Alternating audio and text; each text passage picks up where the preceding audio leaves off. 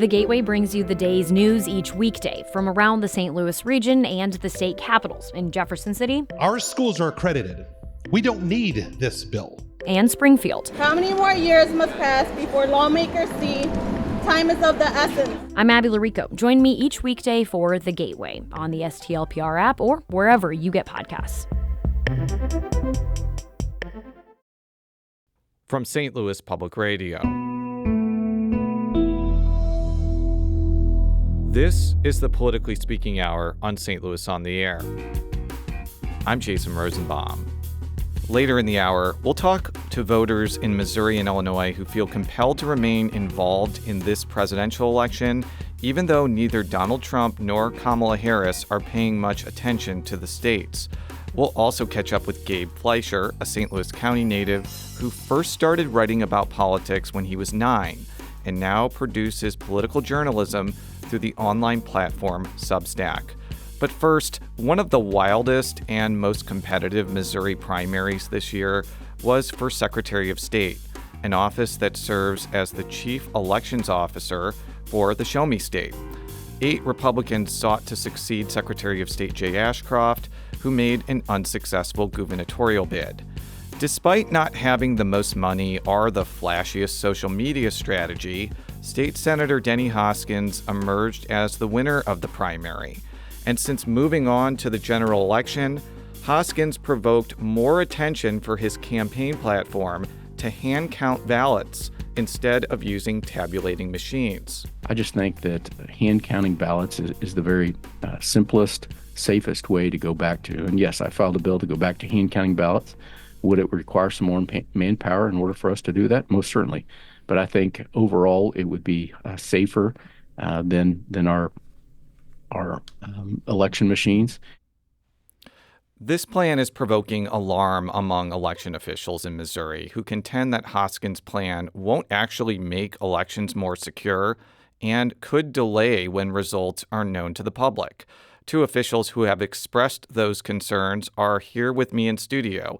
Eric Fey is St. Louis County's Democratic Elections Director. Eric, welcome. Hi, thanks, Jason, for having us. And we also have in studio Rick Stream, St. Louis County's Republican Elections Director. Rick, welcome to the Politically Speaking Hour on St. Louis on the Air. Thanks, Jason, for having me on. So, Rick, I'll start with you. What do you think of Senator Hoskins' idea of hand counting ballots instead of using tabulation machines? Well, I don't think it's a very good idea at all, and I think it's going to take more than just a few more manpower hours. Frankly, if you go back to the last presidential election we had in St. Louis County, we had an almost 80% turnout, 541,000 voters.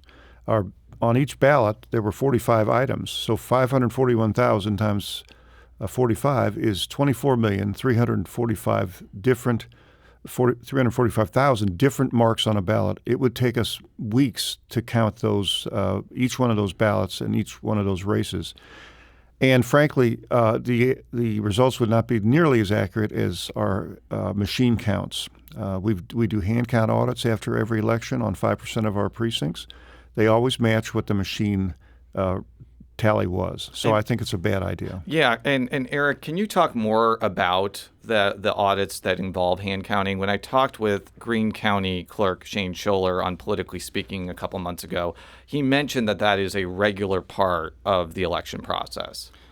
It is a regular part of the election process. It's required by law and the Code of State Regulations. After every election in Missouri, every county, like Rick said, has to randomly select 5% of the precincts. This must be done at a public random drawing, and then bipartisan teams recount those ballots by hand to make sure they match what was tabulated. Mm-hmm. And anytime anything is very close, within a half or 1%, then we count 100% of those ballots by hand to make sure it matches. And we know, as Rick said, that it's not very accurate because what is mind-boggling to me, Jason, is that we have been here before. There's a reason we have voting machines now, because hand counting, when we did it, it did not work very well, and it is well documented. So the fact that folks are advocating to go back to the system that didn't work before is very strange. Now, Rick mentioned the possibility that elections could take a lot longer to be known to the general public. I asked this exact question to Senator Hoskins when we both were at the state fair in Sedalia. Here's what he had to say. I would disagree with that. Would we maybe have to have some more volunteers in order to hand count those ballots? Yes, but we could start hand counting those ballots the morning of Election Day, especially the absentees, and go in and be counting throughout the day, not just after the polls close at 7 o'clock. We could also have different shifts, so people could have a shift maybe from 5 in the morning till 2 in the afternoon, and then another shift from 2 to 10. There are other states and even other countries that hand count ballots, but especially other countries that are hand counting ballots. That is Denny Hoskins, the Republican Secretary of State nominee. Rick, I saw you shaking your head during that clip. Why were you shaking your head? Well, first of all, he said get volunteers. We have to pay our workers. Nobody's going to volunteer to do this job. Number two, you can't start counting ballots before the polls close on Election Day. That's 7 p.m. So we don't do any of our tabulation on our absentee ballots until 7 p.m. That's basically the law. So, the tabulation would start, the county would start after 7 p.m. on Election Day. And as I pointed out, 24 million marks on a ballot would have to be counted in St. Louis County. All right, so that's not just something that can be done overnight or in a couple of hours or a couple of days or even a couple of weeks. The people want their results right away. And we have a good system. Our scanning machines are checked before the election day. They're checked afterwards. They operate properly. And we do these hand count audits, as Eric pointed out, after every election, as every election official in the state of Missouri does, to ensure that the results that were reported on the machines are accurate. So this may seem like a basic question, Eric, but I think we want to demystify the process here on the show. How do vote tabulating machines actually work? What goes into making sure that they produce an accurate result? The best way that you can explain it. Yeah, it's important, first of all, Jason, for everybody to remember that the law in Missouri is that everybody votes on a paper ballot. The vast majority are paper ballots marked by hand. Some are paper ballots marked by a ballot marking device that voters with disabilities use. And then those ballots are run through a scanner, and that scanner records the marks on the ballot. And then there's usually a removable media device like a USB stick from that scanner that's taken back to the election office and tabulated after the polls close. And then the actual paper ballots, the actual paper record of every vote is what's used to audit post-election. So Hoskins said that he would not wave his magic Secretary of State wand and say you can't use vote counting machines anymore. It'd have to go through the legislature. But are either of you concerned that he could use existing powers as Secretary of State to make hand counting ballots more likely for local election officials? Well, I think what he can do is the Secretary of State has authority in Missouri to approve the machines that are used in the election process. So he could, I think, arbitrarily probably say, well, we can't use these machines or these other machines. So there's a possibility he could do that, yes. Do you think, Eric, there could be lawsuits over that if it's not done for very specific reasons? Because my understanding is that he can do that, but it would have to, I think in state law, it probably has reasons that you would be able to decertify machines, correct? Yeah, I think if that was done in an arbitrary and capricious way, you could almost be guaranteed at least the St. Louis County Election Board would be pursuing legal action. So Hoskins is running against Democratic State Representative Barbara Pfeiffer, who is a Democrat from Kirkwood. She had this to say about the hand counting ballot proposal. And I really think it's irresponsible to foment that kind of doubt about our democracy when there is absolutely no evidence to back it up. And it's dangerous at this point in our civil life. So finally, this is a Republican state. It's curious to me that there are Republicans who doubt the election results of Republican candidates in a Republican state when the people who are doing the doubting are Republican. That is Barbara Pfeiffer, the Democratic nominee for Secretary of State. Rick, what Representative Pfeiffer is talking about is the vast majority of county clerks in Missouri are Republicans because they're elected. In St. Louis County, there's a Democratic election director and a Republican elections director. Mm-hmm. They're appointed by the Board of Elections. It's not an elected position. Are you hearing any Republican county clerks expressing any desire to hand count ballots instead of using vote tabulating machines? Not at all. In fact, I think the Association of County Clerks and Election Officials voted unanimously to not go to hand counting. So I think that he doesn't have any support among the people who actually do the work in this proposal. So perhaps the biggest advocate of doing away with vote counting machines is Mike Lindell, the founder of My Pillow. He has spread unfounded claims about the 2020 election being stolen. He has endorsed Senator Hoskins, and he's made hand counting ballots a major public policy priority. Would either of you attribute the fact that Senator Hoskins is pushing this to people like Lindell? Because it seems like he didn't just think of this idea out of nowhere, and Mike Lindell is talking about this all the time, and Mike Lindell is a popular figure amongst Republican voters. So I know I'm making a lot of assumptions here, but it doesn't seem like the worst one. What do you all think of that?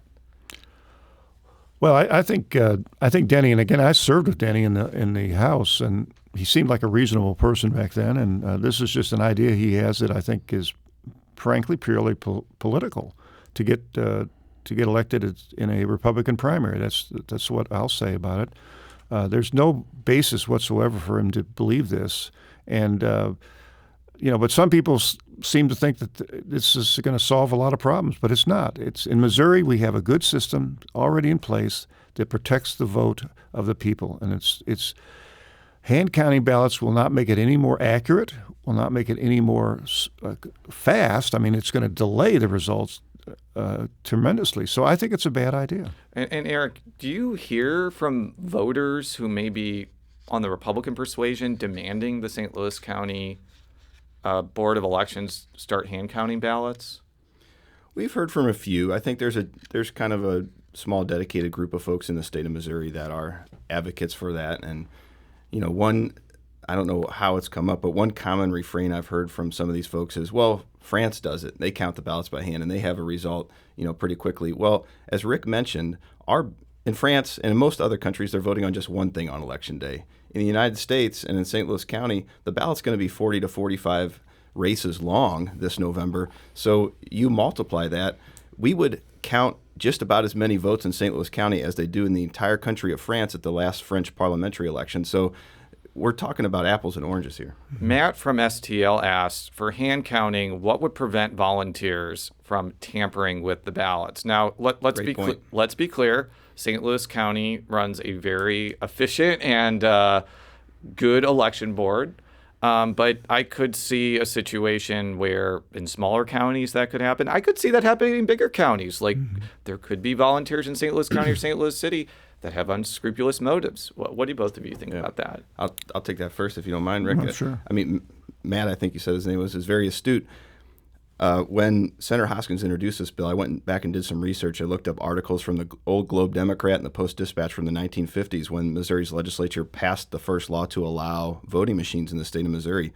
And there, in the 1950s, there were these grand jury investigations in St. Louis that had looked into irregularities around election results, and they found that in the hand counting, people were fudging the results in the hand count, and that voting machines were seen as a way where they just couldn't arbitrarily change numbers and add extra tick marks and make errant marks on the ballot that would invalidate them. So, yeah, that's a real concern. I mean, the bigger concern with hand counting is just regular human error, but we have seen, again, from history, it's well documented in our localities here, those are real problems with hand counting. And at the very first question, Rick, you mentioned it could be weeks before people learn the unofficial results. Just for context, most people in Missouri are able to find out election results by like 10, 11, 12 at night. Would you say that if hand counting happened, there's no possibility of being able to know the results on Election Day? I would agree with you 100% on that. Again, as Eric pointed out, we've got so many items on the ballot. It would be extremely impossible, frankly, to have the results on election night. So, and people want their results quickly. So it doesn't mean we're not accurate. Eric and I would both, fight against any system that we had here that wasn't going to give us accurate results. It's not just the timeliness, but it's first we have to be accurate. And machines don't make mistakes. They don't accidentally put a tick mark on or something like that. They count what's actually what the voter put on that ballot, and we get the results. And again, we check those results. So I don't think that there's any way that we should go back to, as Eric said, go back to hand counting when you have the chance that people could fudge the ballots. I was actually in England in June when they had July when they had the general election, and they hand counted all the ballots, but it's just one race, and there were purses underneath the tables of the counters, and the two observers, myself and another guy from England, pointed out that to the people running it, saying, "You got purses underneath tables here that people could be slipping ballots into and out of," and they noted that, and they're going to eliminate that now. We're talking with St. Louis County Election Directors Eric Fey and Rick. Let's shift gears in the last 5 minutes about the absentee ballot system in Missouri, which is now a two-tiered system. So the first one where you can get an absentee ballot in the mail, doesn't that start pretty imminently? Right. You could have been requesting an absentee ballot be mailed to you long before today. Next Tuesday is when the absentee voting starts. So we will mail out the ballots that have been requested. You can't get a ballot unless you request one in Missouri. We'll mail out those ballots, but that's also when in-person absentee voting starts with an excuse. You have to have an excuse for the first 4 weeks of the absentee ballot process. And the no excuse period is only a 2-week process, but you can just go in, you can say, I want to vote, and you don't have to say, I'm going to be out of the county then, or say, I'm going to be sick on the time of Election Day. Right.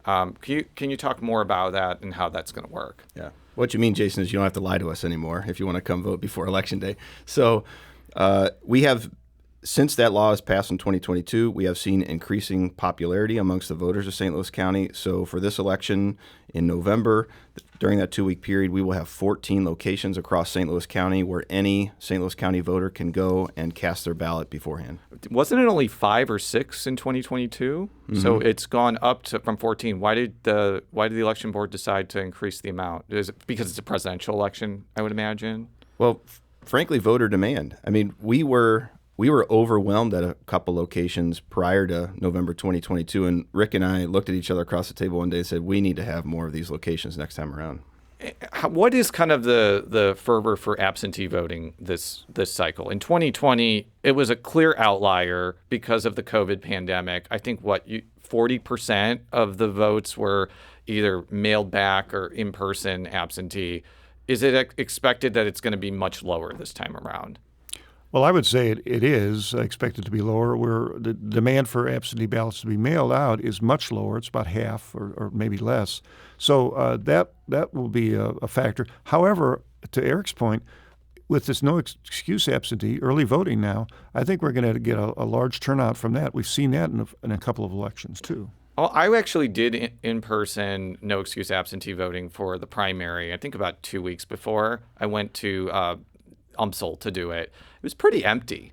Now, maybe it was because it was pretty far from the election, but did you find that it was actually well used during the primary, or is it primarily something that gets a lot of usage during general elections?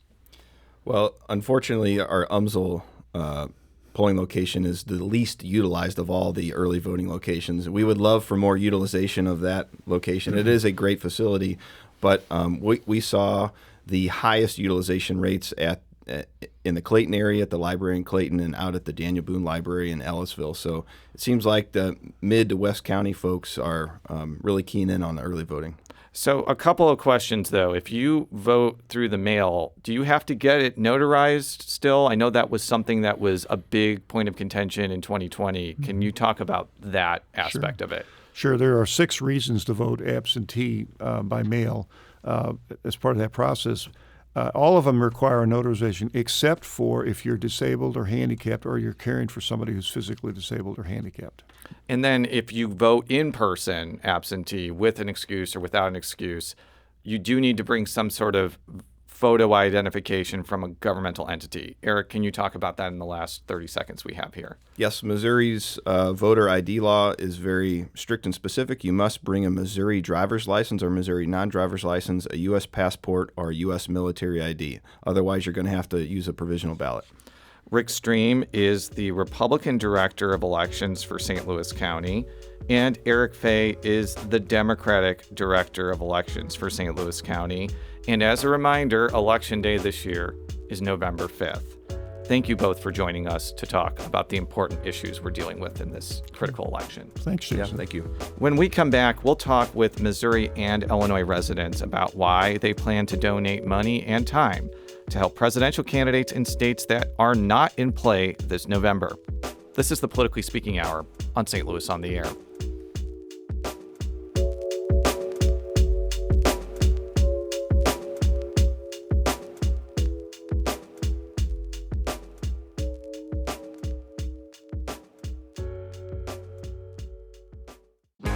If you have a smart speaker, you have access to the entire world of NPR and St. Louis Public Radio. All the latest news and all the captivating stories. Activate our voices with yours by telling your smart speaker to play St. Louis Public Radio.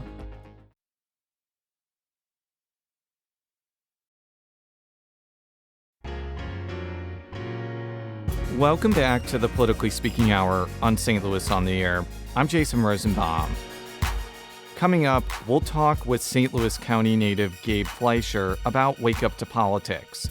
That's a publication that Fleischer started sending to friends and family when he was 9 years old and is now attracting tens of thousands of subscribers on the online platform Substack. But before that, I'm going to deliver some shocking news to you all.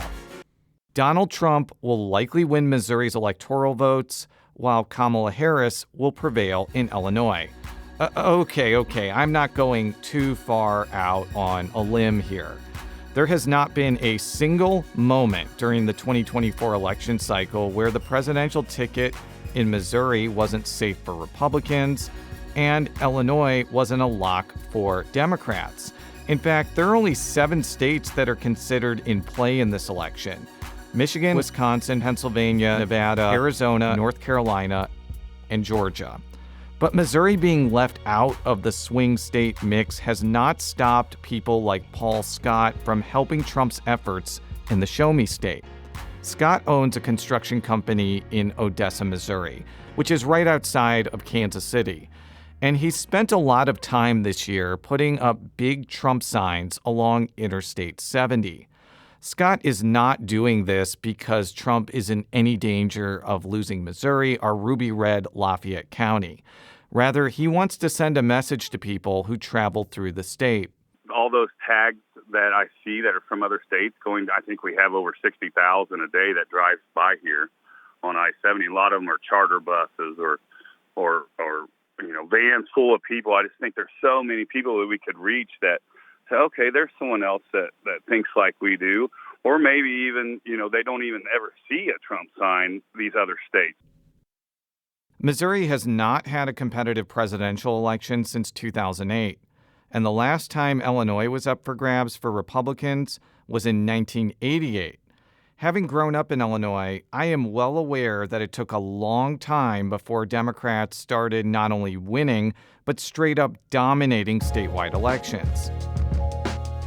Steve Duff is the treasurer of the St. Clair County Republican Party and has been a GOP precinct committee man for nearly a decade. Despite Democrats' dominance in the land of Lincoln, he's still making efforts to make the state more competitive, even though he's aware he's facing an uphill battle. Unfortunately, it appears as though Chicago is the heavyweight in all of this, and their vote kind of outweighs the rest of the state.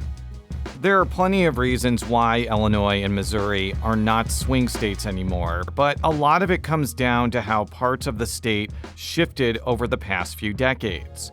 In Illinois, Chicago suburbs that used to be heavily Republican have become heavily Democratic. And in Missouri, Democrats have lost their ability to win in fast-growing suburbs and completely collapsed in rural counties that voted Democratic for decades. In the case of Missouri, it's easy to understand why some longtime residents may have some jealousy when places like Pennsylvania or North Carolina get an inordinate amount of attention from presidential candidates. While there are some irritating things about being a swing state, like having to suffer through lots of repetitive television ads, it can also provoke really fun events for reporters and voters alike. In 2008, for instance, GOP nominee John McCain created an almost carnival-like atmosphere when he spoke in front of thousands of people at a minor league baseball stadium in St. Charles County. So I want to thank you for being here in Missouri in this balmy Arizona day. Or there was the time that Barack Obama brought out tens of thousands of people to the Mel Carnahan Quad in Columbia, Missouri, near the end of his historic campaign. Our falling GDP is a direct result of 8 years of failed economic policies. 8 years of trickle-down, Wall Street first, Main Street last policies that have driven our economy into a ditch. And the central question in this election is, what will our next president do to take us in a different direction? Sarah Metcalf is a Columbia, Missouri resident who works at a bookstore. And like me, she has fond memories of the 2008 presidential campaign in Missouri, including the Obama rally on Mizzou's campus. I went to the rally. It was like maybe 7 rows back, and it was one of the most amazing experiences. It was wow. Chills, you know? Metcalf pays attention to politics enough to know that Harris isn't going to get as close to winning Missouri as Obama. For the record, Obama lost the Show Me State to McCain by fewer than 4,000 votes. But Metcalf got involved in this year's presidential campaign because she says the race is bigger than whether Harris wins or loses Missouri. She donated money to the Harris campaign after Joe Biden stepped aside. I grew up in Wyoming, and then I've lived most of my life in Missouri, so I'm very aware of what it's like to live in a red state and have a blue or progressive agenda. The way I see it is, as time goes on and more people come to live in Missouri with different ideas, I don't think that Missouri is a solid red state.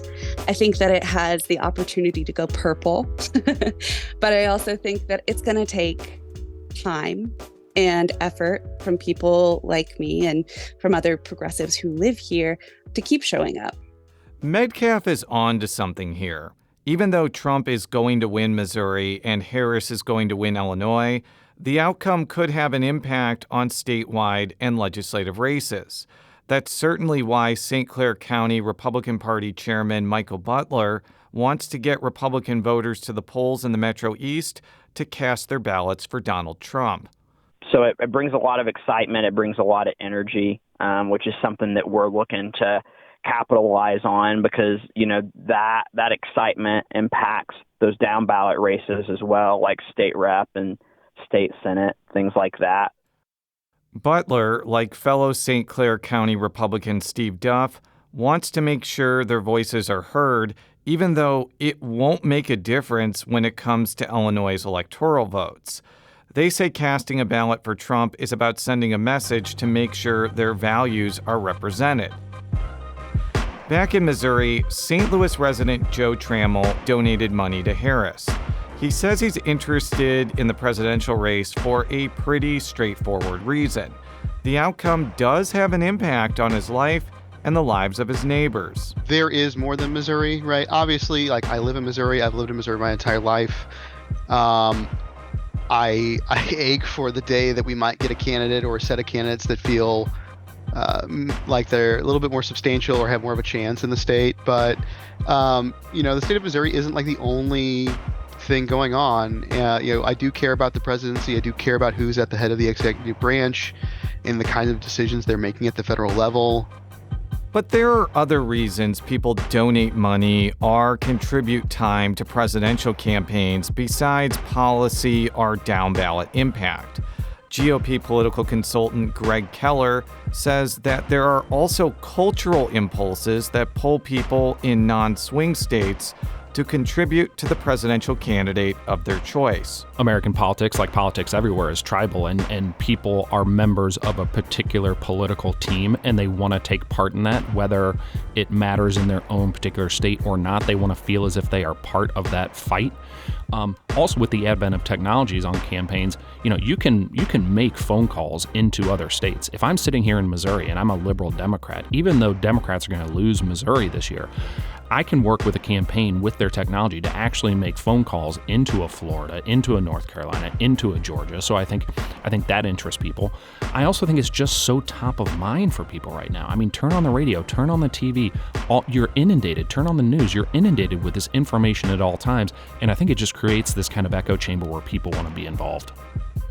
And since the 2024 presidential election has been so unpredictable and featured so many attention-grabbing moments, it's not too hard to see why Missouri or Illinois residents may feel compelled to get involved, even if presidential campaigns don't think either state's electoral college votes matter to their potential success.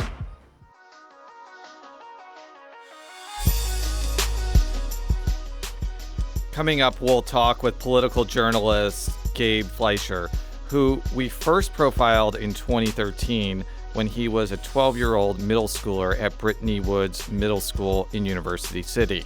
This is the Politically Speaking Hour on St. Louis on the Air.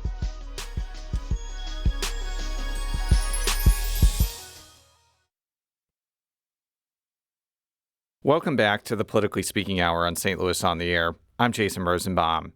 St. Louis Public Radio first talked with our next guest in 2013 when he was just 12 years old. By that time, his Wake Up to Politics newsletter had been up and running for a few years and had nearly 600 subscribers. Well, fast forward more than a decade, Gabe Fleischer recently graduated from Georgetown University, where his Wake Up to Politics newsletter, which now is on Substack, is closing in on 50,000 subscribers. Fleischer joins us now to talk about the evolution of his journalism and what he's paying attention to in the home stretch of the presidential race. Gabe, welcome to the Politically Speaking Hour on St. Louis on the Air. Thanks so much for having me. Gabe, I mentioned we talk about the evolution of your journalism, and to do that, I want to hear from someone very important, and that's you, talking with St. Louis Public Radio in 2013 in the library at Brittany Woods Middle School in University City about the origins of Wake Up to Politics.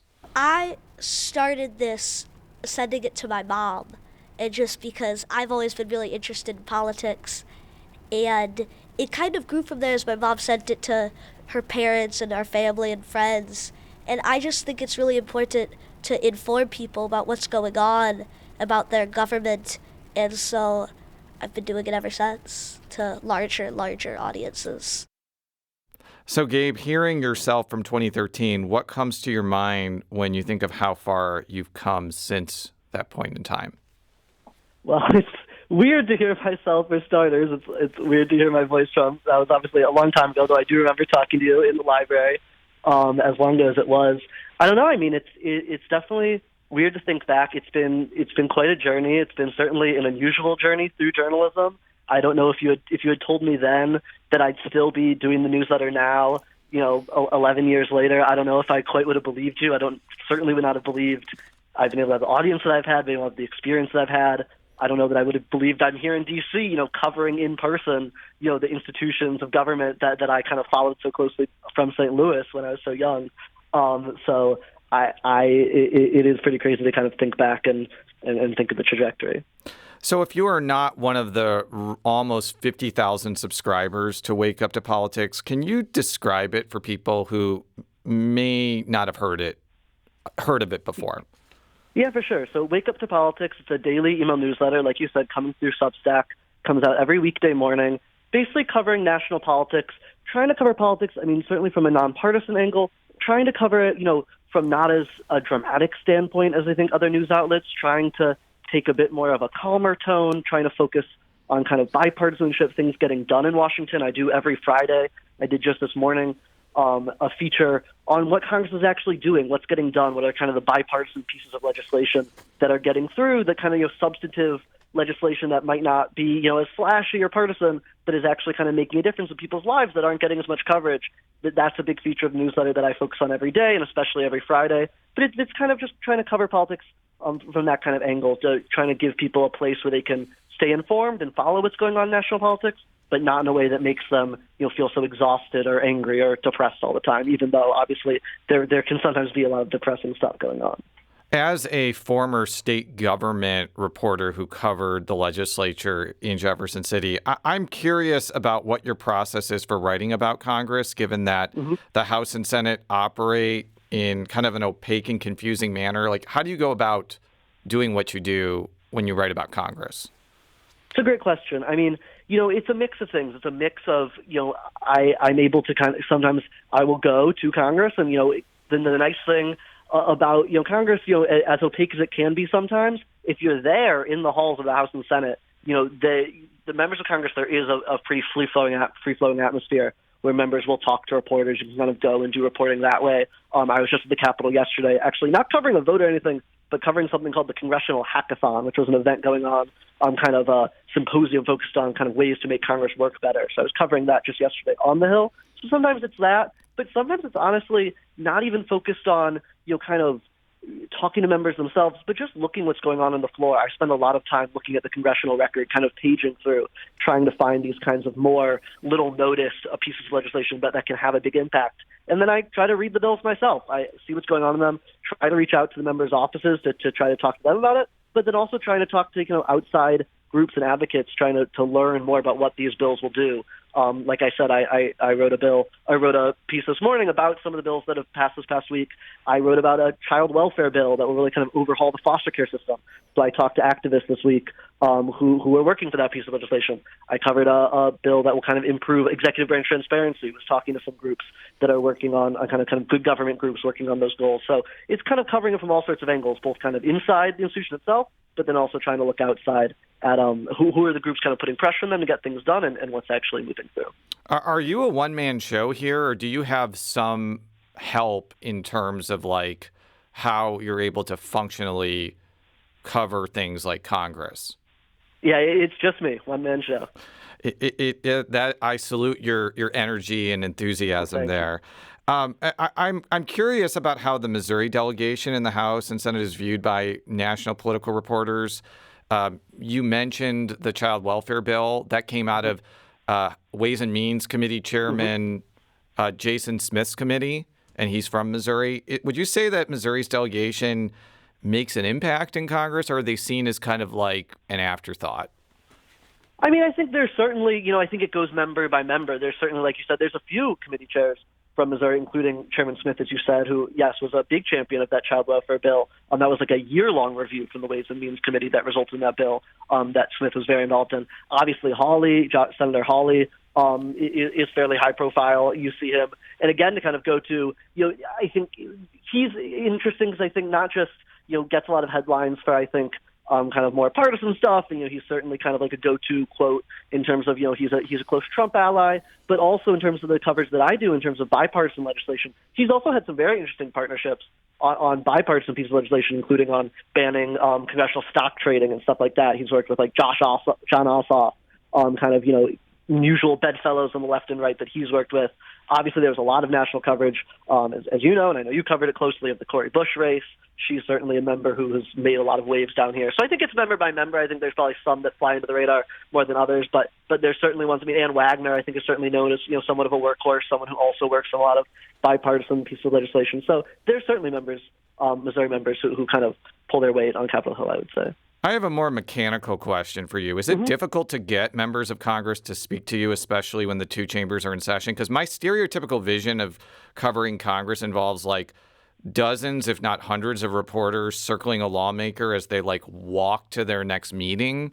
Is that what it's like every day, or is that really only during high-profile House Senate showdowns, like on government shutdown, for example?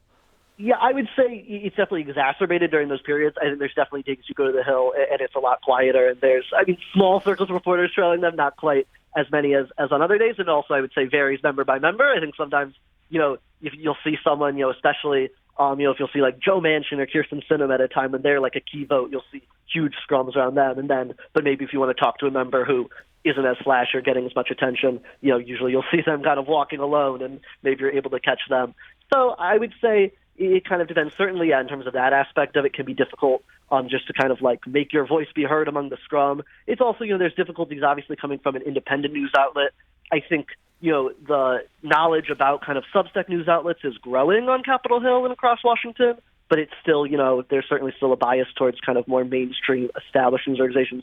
So that can be difficult. So a lot of it is kind of relationship building, getting the members to know you and getting their staffs to know you. And also kind of, I think, when you do kind of prove yourself as someone who's doing coverage, not just of kind of the fireworks and kind of flashy stuff, but if you do show your work and show that you want to talk to a member, a lot of these members, a lot of them under the surface are kind of actually policy wonks. And if you show, I don't want to talk to you about Trump or Kamala Harris or anything like that. Like, I want to talk to you about like this piece of legislation you're working on that you've been working on for months, that you and your staff have put a lot of time in. Oftentimes they're a lot more open to those sorts of requests than maybe to talk about the things that are kind of driving the big headlines. You mentioned Substack, and I actually want to talk about that platform because to me it seems like a throwback to the 2000s when blogs were really popular for political dissemination. That was certainly how I got my start in 2006 at the Columbia Daily Tribune. Then blogs kind of became passé with the rise of things like Twitter, Facebook, TikTok, Instagram, but it does seem like Substack has been a destination of sorts for like independent journalists. Like, why do you think Substack in particular has become popular among people like you? I'll tell you, it is a bit of a throwback. I would agree to kind of the blogging era, but I think the crucial difference and the reason why I really kind of went to the platform, like you said, I just graduated college. I've been doing this newsletter a long time, but, I wasn't sure whether I'd want to continue independent, out of college, whether, what would make the most sense for me. And I think what is nice about Substack is you do have complete editorial independence, so you do have that sort of freedom. In my case, kind of cover the stories I want to cover. You have no one, you don't have a corporate, kind of parent that's kind of, telling you what to cover and what not to. So you do have that independence, but you're also part of this network of independent journalists. And I think, if you go back to the blogging days you're talking about, there was something of a culture of different blogs, kind of linking to each other and trying to boost each other. But there was no kind of institutionalized platform where independent writers could all be on together. You can, really boost your readership a lot by, there's all these sorts of network effects and recommendation features where, I can recommend other people's newsletters. They can recommend mine. So when people are signing up for my newsletter, they'll see other independent writers I like that they might want to read, and vice versa when they sign up for their newsletters. So I think it's this nice kind of middle ground where it is still independent, but then there's also this kind of larger institution backing you and giving you a network connecting you to other independent writers. So it's a bit of a middle ground, I would say, between kind of, being totally out on your own, but then, kind of being in kind of a larger institution. We're talking with Gabe Fleischer, a St. Louis County native who is the author of Wake Up to Politics on Substack. So let's turn to the presidential election. We talked in the last segment that states like Missouri and Illinois are kind of lost in the shuffle compared to Pennsylvania, North Carolina, Wisconsin, Michigan. I'm curious if the lack of competitive states makes this election slightly less interesting to cover than, say, 2008 or 2012 when there were more swing states. I mean, even when asking that question, I'm like, this has been an extremely interesting presidential election to cover. But I do wonder if, like, the intense focus on just 7 states has kind of made the actual mechanics of this race kind of monochromatic for a lot of reporters. What do you think about that? It's a good question. I mean, there's no question the kind of battleground map has kind of shrunk. I wouldn't say that's necessarily new to this cycle. I would say, these are roughly the same 7 states, we were kind of really laser focused on at the very least the last 2 cycles. I think you're right. I mean, obviously going back to 2008, Missouri was a battleground state. So it wasn't so long ago that, we had a fairly different map. But this map has been fairly settled for a few cycles now. So I wouldn't say that's new. I mean, it is, I think that offers certain challenges for reporters because I do think, it does necessitate a lot of travel to, those same kind of states, a lot of reminders to readers, when looking at polls. It's not always the national polls that matters. It's really about these battleground state polls. So it does require, a difference in how you're covering and talking about the elections. I think it's hard, like you say, to call this election uninteresting. I think for a while, this was something of a static race. We were having a rematch between 2 candidates who had run 4 years before, who were already deeply unpopular. And then on top of the fact, as you say, we were talking about this kind of pretty narrow map where not too many voters were going to, kind of judge the outcome. I think, that's obviously really shifted, over the course of the summer. So I wouldn't quite say it's been an uninteresting race to cover. It's between assassination attempts and candidates dropping out and coming in at the last minute. It's been a pretty hectic campaign, but I think you are right. Certainly one that at the end of the day is really going to be confined to only a few states. Yeah, I'm just pouring one out for the North Carolina political reporters after what happened yesterday with the Republican gubernatorial candidate Mark Robinson's things that he allegedly did. But let's talk about Missouri. Missouri is being watched nationally for another reason. It is one of a number of states that has a ballot measure to legalize abortion. I believe Florida and Arizona also have similar measures that would protect abortion rights. There are a couple of polls out this week showing what's known as Amendment 3 would pass. How much do you think the issue of abortion rights could matter as kind of a trickle-down effect in the presidential race, given that a lot of the swing states have similar abortion measures on the ballot? I think it's the abortion as an issue is certainly going to have a huge impact, and we saw this in 2022. Even voters who kind of disapprove of the Biden-Harris administration's performance, and might be kind of skeptical of them, but are really supportive of abortion rights. That was kind of a key issue in 2022 that really swung people over to the Democrats' column. I think it's hard to be sure with the ballot initiatives. As you say, there are a lot of battleground states that will have them on the ballot, but I think we know better than anyone in Missouri that states can vote in really kind of progressive ways on ballot measures. We've seen that in Missouri several times, with kind of right-to-work amendments and with medical marijuana and things like that, where there are kind of ballot issues that go in kind of the more liberal-leaning direction, but voters are really comfortable kind of splitting their ticket, so to speak, and kind of voting that way on ballot initiatives, but at the same time voting for, in Missouri's case, Republicans, all the way down the ballot. So I do think, I'm hesitant to say it's necessarily going to be the clincher, because I do think we have a lot of evidence that voters are really comfortable kind of splitting their ballots in that way. I think there's no question, though, it's an issue that's really motivating Democrats. So you see a lot of Democrats are really happy. It certainly can't hurt Democrats, and I think certainly won't help Republicans. So you see a lot of Democrats very happy that those are on the ballot. I think, it's the same thing where you mentioned Mark Robinson, North Carolina. I think it's hard to be sure that, there's the kind of reverse coattail effect that a lot of Democrats are hoping for, that things on the bottom of the ballot really help the people at the top of the ticket. I don't think there's so much electoral evidence of that over time, but I think, if anything, the more focus that there is in abortion rights, the more salient an issue it is in this election, the better it is for the Democratic ticket. Well, the Mark Robinson fiasco yesterday did bring about fuzzy and warm memories of the Todd Akin fiasco in 2012, where there was a reverse coattail effect for statewide races. Like, without Todd Akin, Claire McCaskill likely wouldn't have won another term. And not only did Jay Nixon win another term, but Jason Kander also won his election.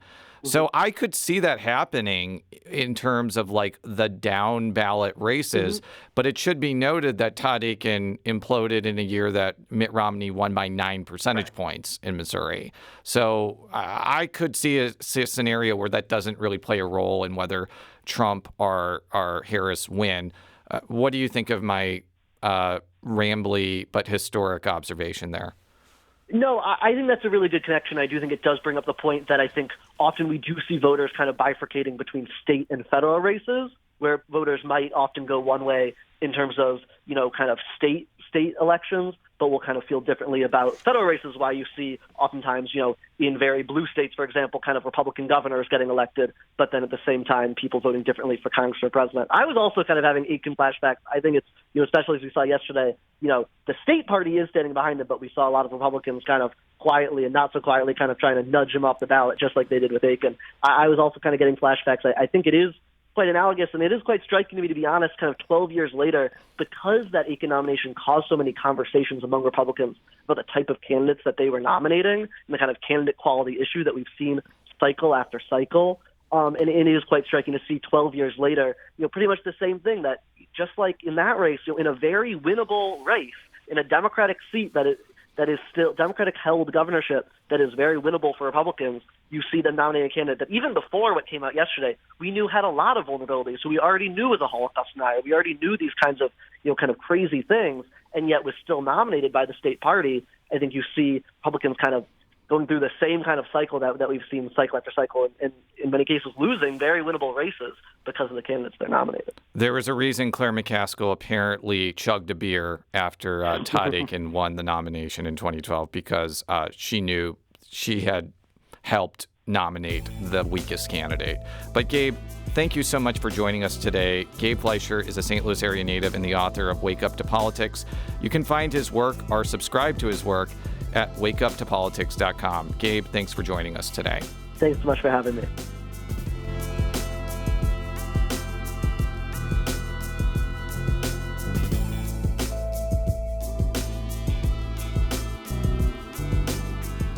The Politically Speaking Hour on St. Louis on the Air is produced by Jason Rosenbaum, Alex Hoyer, Emily Woodbury, Danny Wiesenkowski, Maya Norfleet, and Elaine Cha. Audio engineering and sound design by Aaron Dorr. The Politics editor is Fred Ehrlich, and our production intern is Roche Hemmings. St. Louis on the Air is a production of St. Louis Public Radio. Understanding starts here. Do you find yourself regularly listening to episodes of St. Louis on the Air? Suggest us to a friend you think might enjoy our conversations. And leave us a review and rating on Apple Podcasts on the App Store. It's the simplest way to help people discover our show. Thanks. St. Louis Public Radio is a member-supported service of the University of Missouri St. Louis.